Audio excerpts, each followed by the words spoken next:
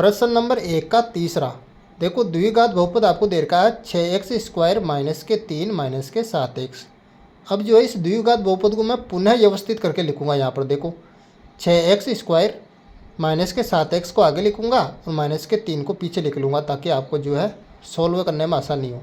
अब देखो आगे 6x² ऐसा कैसा लिखो, और यहाँ पर देखो माइनस के 7x है, माइनस के चिन्ह के बाहर ले लूँगा मैं और 7x को ब्रैकेट में बंद कर दूँगा। तो माइनस कोष्टक 7x माइनस का 3। अब देखो हमें शून्य ज्ञात करना है तो मैं इस द्विघात बहुपद को 0 के बराबर रख दूंगा। यहाँ पर बराबर यहाँ पर 0। अब आपको क्या करना है, यहाँ पर x² के गुणांक 6 और अचर पद जो 3 है इसको गुणा करना है। देखो 6 को 3 से गुणा करूँगा तो कितना आ जाएंगे, 18 आ जाएंगे यहाँ पर। ठीक है।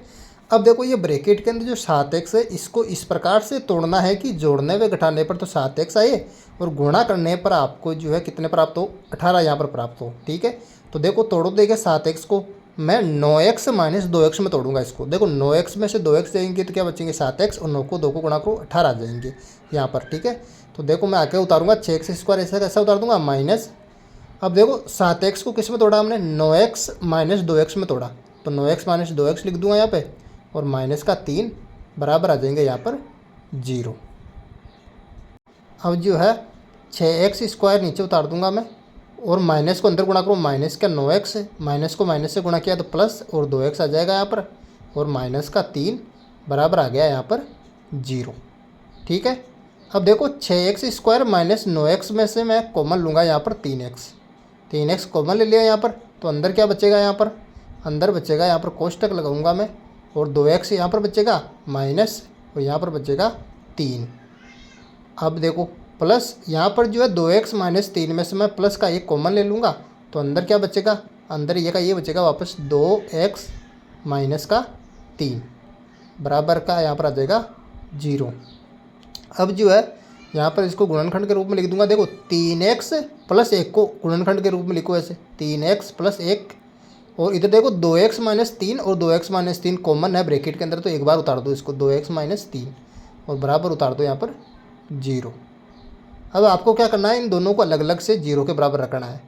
अगर मैं देखो यहाँ पर यदि 3x प्लस 1 को 0 के बराबर रखूँ, देखो 3x प्लस 1 बराबर यहाँ पर 0 यहाँ पर रखा मैंने। ठीक है। तो देखो ये प्लस का 1 इधर प्लस का उधर जाते हो जाएगा माइनस का, यानी पक्षांतरण करने पर, यानी कि 3x बराबर ये हो गया माइनस का 1। अब देखो 3 जो है x के साथ गुणा में उधर जाते हो जाएगा भाग में, तो x बराबर माइनस 1/3। तो ये पहला शून्य का आया, इसको नाम दे दूंगा मैं एल्फा। ठीक है। अब जो है इसी प्रकार से यदि मैं 2x माइनस 3 को 0 के बराबर रखूँ, तो यदि 2x माइनस 3 बराबर आ गया 0। देखो ये माइनस का 3 इधर माइनस का है, पक्षांतरण करके उधर ले जाऊँगा इसको, तो ये हो जाएगा प्लस का, तो 2x बराबर ये आ गया इधर का प्लस का 3। अब 2 जो है x के साथ गुणा में इधर, तो उधर जाते किस में हो जाएगा, भाग के अंदर हो जाएगा, तो x बराबर यहाँ पर आ जाएगा 3/2 के अंदर आ जाएगा 2। तो यह हुआ दूसरा शून्य मेरे को प्राप्त हुआ, इसको नाम दे दूंगा मैं यहाँ पर बीटा। अब चलो जांच कर लेते हैं इसकी।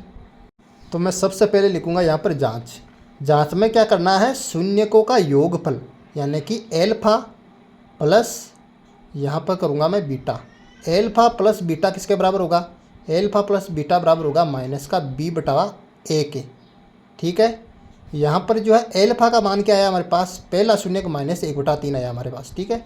प्लस बीटा का मान क्या आया 3/2, तो बीटा की जगह उतार दिया 3/2 बराबर।